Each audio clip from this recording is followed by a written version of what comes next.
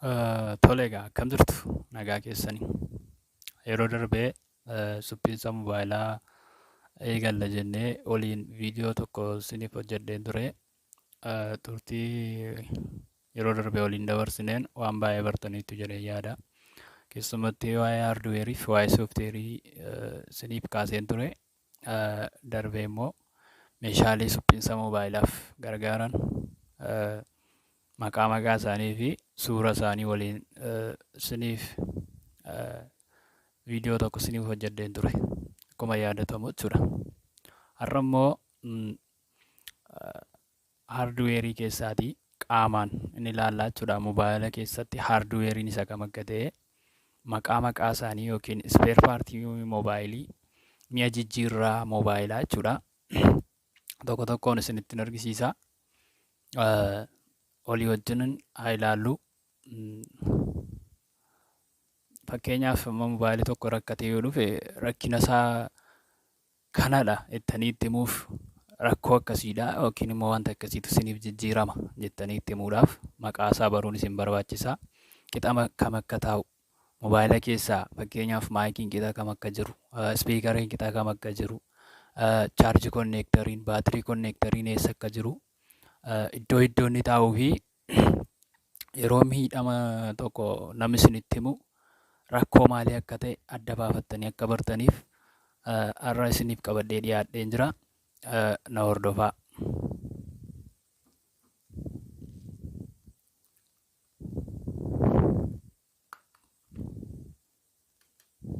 Qadaaddiisa kana namni wallaalan jiru. Kavariin mobaayila kanaa hin banna. Hiikamaadha biloonii gatii hin qabneef akkasuma hin banna.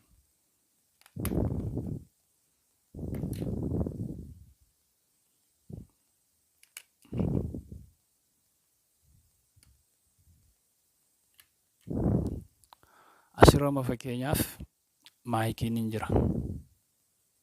Maayikii jechuun ishee kanadha jechuudha. Kun maayikii jedhamti. Maayikiin gosa adda addaadha. Mobaayila adda addaa keessatti gosa gosaatiin jirti.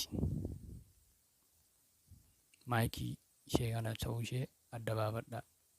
Yeroo baay'ee kara mobaayila kara gadii isaatti argama jechuudha. Kara gadiitti argamti. Kun maayikii jedhamti. Maayikiin faayidaan ishee dhaamsa nuti yookiin immoo sagalee nuti dubbannu gara namatti haasa'aa jirrutti kan geessitu maayikiidha jechuudha. Fakkeenyaaf waan dubbadhu namni bilbileef hin dhaga'u yoo ta'e rakkoo maayikii qaba jechuudha. Ishee kana jijjiirraa jechuudha. Maayikii jechuun ishee kana waan ta'eef maayikii ishee jijjiirraa jechuudha.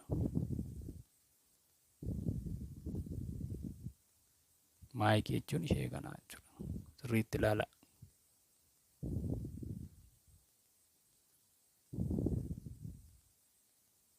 Asirraa sirriitti yoo isinitti mul'achuu baate suuraa isaa ilaala.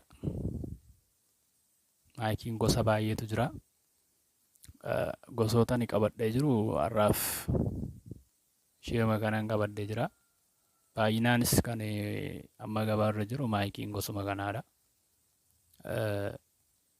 Warreen kaan immoo suuraa isaa ilaalaa. Suuraa isaa kun asirratti argamaa jiru kana suuraa isaa ilaaluudhaan maayikii isa kam akka ta'e adda baafattu jechuudha. Maayikiin gara gadii boordii gara gadiitti argama. Yoo rakkoon sagaleen keessan namaaf hin dhaga'amu ta'e maayikii jijjiirtu jechuudha. Akkaataa itti jijjiiran immoo viidiyoo itti aanuun isinitti argisiisa. Kaawuyyaa qopheeffadhe jechuudha. Har'aaf maqaa ishee fi iddoon itti argamu faayidaa ishee isinitti himeera. Isinii galeera dheeyyaadha. Kan biraan chaarji konneektarii. Chaarji konneektarii jechuun ishee kanadha. Karaa chaarjiin seenu jechuudha. Chaarjiin karaa seenu. Mobaayilii keenya chaarjii lakkaa'uu yookiin fudhachuu yoo dide ishee kana jijjiiramaa jechuudha. Chaarji konneektarii ishee kana jijjiiramaa jechuudha. Chaarji konneektarii kana akkaataa itti baasanii jijjiiran viidiyoo itti aanuun waluma duukaan isiniif dhiyeessaa. Maayikiis chaarji konneektariis akkamitti akka irraa bahee jijjiiramu. Kun sookeettii eerfooniidha. Eerfoonii sookeettii jechuudha. Karaa sookeettii eerfoonii suqqannee fayyadamnudha jechuudha. Kunis bahee jijjiiramuu hin danda'a. Inni kan biraan asirratti kan argamanii bakka siim sookeet jedhamti isheen kun. Siim sookeettii ishee kanadha. Karatti siimiin galudha jechuudha. Siimii asirraan gashinee nuuf fudhata jechuudha. Yoo siimii dubbisuu dide yookiin yoo cabeera ta'e sibiilli ja'aan kun cabeennaan siimii tokko keessaa cabeennaan hin hojjetu.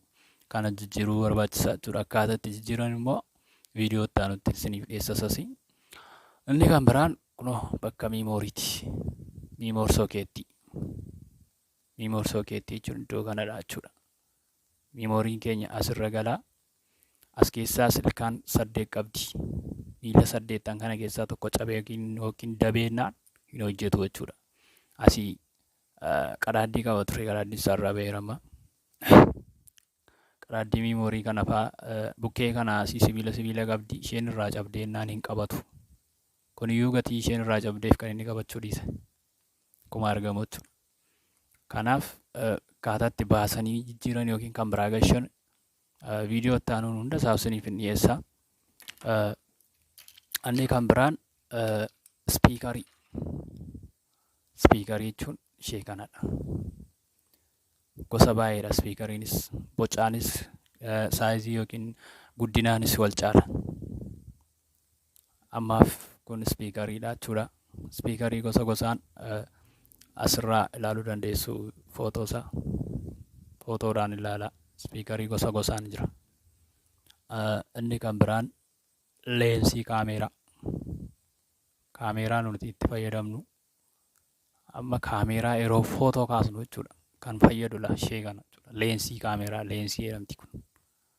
Kana leensii kanaati kaameeraa yookiin immoo footoo kaasuu dandeenya jechuudha. Isinii gala deema yaada. LED jedhamti isheen kun immoo baatirii jechuudha. LED baatirii harkaa ibsannee deemnu jechuudha. Mobaayilii keenyarraa ittiin ibsannee kan deemnu LED ishee jedhamtu baatirii ishee kanaa jechuudha. Yeroo asii baatirii ibsattanii kun hin ifu ta'e kana jijjiiramaa jechuudha. Akkaataa itti jijjiiramu hunduma isaa isinitti argisiisa. Inni hafe inni guddaan iskiriinii. Iskiriinii maal nu fayyada yoo jettan wanta mobaayilii keenya bifa sooftiweeriitiin hojjetu asirratti argina jechuudha. Iskiriinii kanarratti argina. Wanta mobaayilii keenya yookiin immoo sooftiweerii mobaayila keenyarra jiru karaa nuun itti arginee itti fayyadamnu iskiriinii. Iskiriiniin qabu taanaan jaamaadha jechuudha. Iskiriiniin bu'aa guddaa qaba asirratti. Kun iskiriinii jedhamti. Iskiriinii akka itti baasanii gashan viidiyoo itti aanutti hunda isaa isinitti argisiisa. Inni kaan kiipaadii. Kun fakkeenyaaf kii ishee jechuudha. Lakkoofsa yoo tuquu barbaanne meenuu seetingii adda addaa keessa yoo deemuu barbaanne kii kanaatiin fayyadamna. Kii jechuun ishee kana jechuudha. Kun irra hin jiru taanaan tokkoon ishee waan tuqxu qabdi jechuudha. Lakkoofsa kan tuqu kanadha. Asirraa jechuudha. Kii isheedha jechuudha kun. Warra kiiboordii irratti kan tachiitti immoo itti darbina. Mobaayilota kiiboordii ta'anii kan akka tachiitii yookiin immoo fakkeenyaaf lafa yaanne tuquudhaaf kan nu barbaachisu yookiin kan nu itti fayyadamnu kiiboordii kanadha jechuudha. Kun isiniif galeera yaada. Gara kan biraatti immoo darbinu IC. Boordii amma kana ga'u, qodaa amma kana ga'u, hundumaa kana argaa jirtan kana. Wanti sochoosu yookiin moobaayilii kan jechisiisu ICdha. IC kanadha jechuudha. IC'n kun sammuu moobaayilii kanaati. CPU yookiin sammuu moobaayilii kanaa. CPU jechuun Central Processing Unit jechuudha. CPU moobaayilii ishee kana IC ishee jechuudha. Moobaayiliis akkuma kompiitaraa CPU qaba. Inni itti aanu kan biraan IC kun asirratti IC baay'ee qaba. Isheen kun filaashaa isii yookiin soofteerii mobaayilonni tokko amma fakkeenyaaf asirratti IC kun kan soofteerii qofaatti qaba. Soofteerii asirratti qabata jechuudha. Filaashaa isii jedhamti isheen kun. Isheen kun filaashaa isii jedhamti jechuudha. Yookiin immoo lafa inni itti soofteerii qabatu jechuudha. Mobaayiloti tokko garuu kanuma irratti qabatu. Waa hundumaa asirratti qabatanii jiru. Soofteeriin asumarra gala. Paawar sappilaayinsis kanumadha. Bakka waan hundumaa kan hojjetu kanadha jechuudha. Kun irra hin jiru taanaan kun gatii hin qabu. Paartiin kun hundi isaa yeroo boordii gubate isiniin jedhamu fakkeenyaaf mana mobaayilii deemtanii beektu yoo ta'e boordii gubate gaafa isiniin jedhamu IC'n kun gubatee jennaan gatii hin qabu. Jijjiiruun hin danda'ama garuu jijjiiruun isaa baay'ee kan ulfaatu waan ta'eef boordiidha isiniin jedhama. Yeroo baay'ee yoo kun rakkina godhatedha yookiin IC'n kun CPU'n kun yeroo inni rakkoo godhatudha namni baay'een kan inni silkiin kee boordii gubeera isiniin jedhu jechuudha. IC'n itti aanu inni kan biraan kun neetwoork IC. Kun irra hin jiru taanaan mobaayiliin keenya neetwoorkiin saawwa yookiin neetwoorkii nuuf fiduu hin danda'u jechuudha. Neetwoork IC jedhamti isheen kun. Gara gadiitti isheen argamtu kun neetwoork IC jedhamti. IC neetwoorkii jechuudha. Har'aaf kanneen isinitti argisiiseera. Kunis filaashii yookiin immoo LED jedhamti. Gaafa suuraa kaasnu ifa nuuf kennaa jechuudha. Maqaa komponentoota asirra jiranii hundumaa isinii galeera yoo ta'e salphumatti namni tokko mobaayilii isinitti fidee sagalee kootu namaaf hin dhaga'amu maal godhu obboleessa koo yeroo isiniin jedhu furmaati isaa jiraattanii maayikii isheen amma isinitti argisiise maayikii gashuu dandeessu jechuudha. Maayikii jechuun ishee kanaa jechuudha.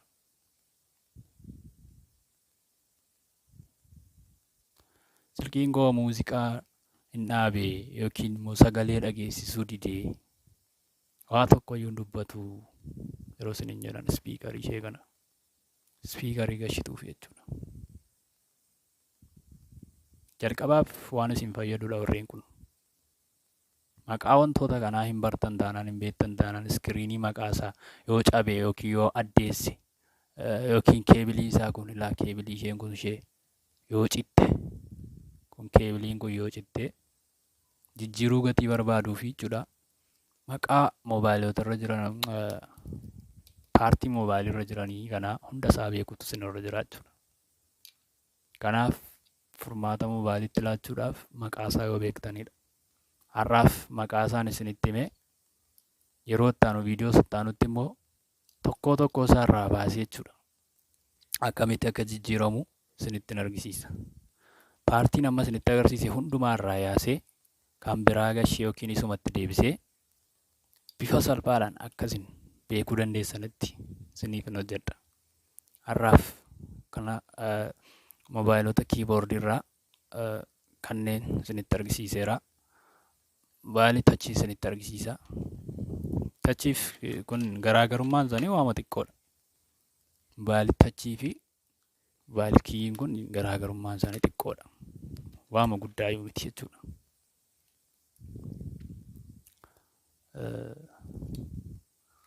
Ifama asirratti waan isinitti hin argisiisne jiru natti fakkaata. Baatirii konneektarii kana isinitti hin argisiisne. Ishee kana baatirii konneektarii jedhamti. Mobaayilii keenyaaf dhagaa yookiin baatirii walitti quunnamsiisee silkiin keenya akka ka'u kan godhu baatirii konneektarii ishee kanadha jechuudha. Ishee miila sadii qabdu kan ilkaan sadii qabdi. Ishee ittiin jiru taanaan silkiin keenya hin ka'u jechuudha. Yookiin asii gadhiisee jira taanaan dudduuba isaa kanaatii miilli isaa kun inni boordii irratti fayyadameeru gadhiiseera taanaan silkiin keenya hin ka'u jechuudha. Mobaayilota kiiboordiidhaaf kunneen gaariidha yaada. Tachiinis garaagarummaan inni qabu waama xiqqoodha.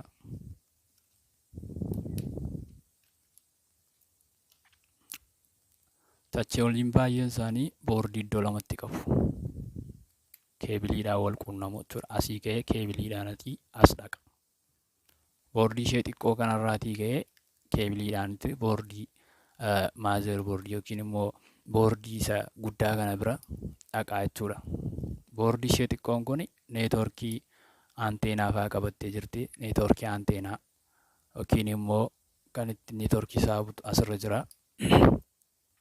Keebilii mataa isaadhaan dhaqaa jechuudha. Neetworkiinis kan tachii baay'ee jechuudha baay'eessa. Keebilii kanaatiin gara isaa dhaqaa jechuudha. Gara boordii ishee xiqqoo kanaa dhaqaa. Boordii ishee xiqqoo kanarra chaarji konneektoriinis jira.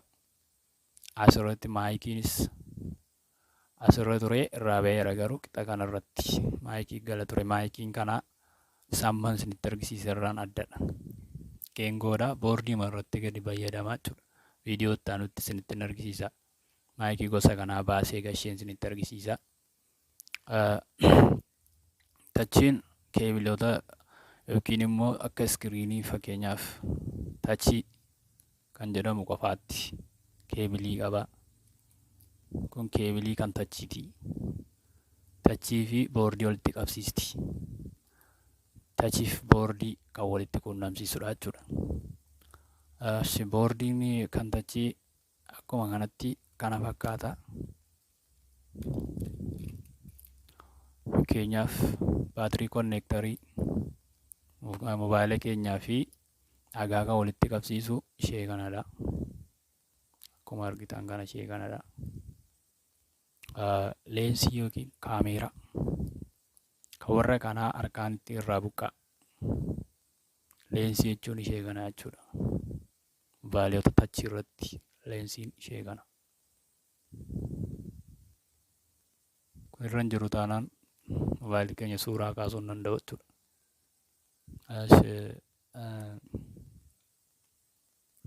Wanti adda isa taasisu tokko kan biraan iskiriinii fi tachii walirra jira jechuudha. Tachii fi iskiriinii walirra jira. Wanta lamatu walirra jira jechuudha. Kun akka kiiboordiitti nu fayyada jechuudha. Tachiin kun akka kiiboordiitti nu fayyada. Maaliif wanta nuun asirratti tuqnee asirraa iskiriinirraa argina garuu kan inni nuti tuqnee deemsisnu tachii kanadha jechuudha.